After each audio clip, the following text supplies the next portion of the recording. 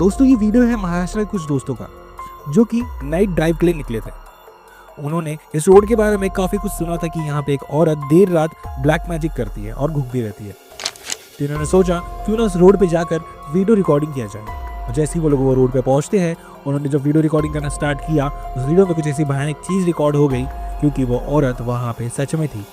अभी पूरी वीडियो में आप सभी को दिखाने जा रहा हूँ। अगर आप महाराष्ट्र से हो तो मुझे कमेंट कर ये जगह का नाम बताना ना भूलना। ये रहा वीडियो।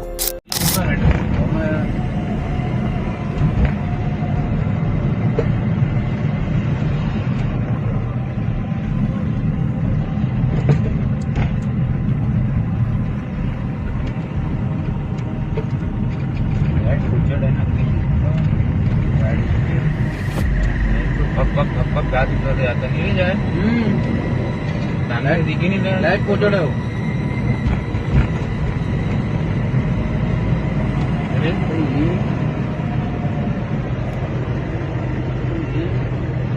काला जादू वाला है वो।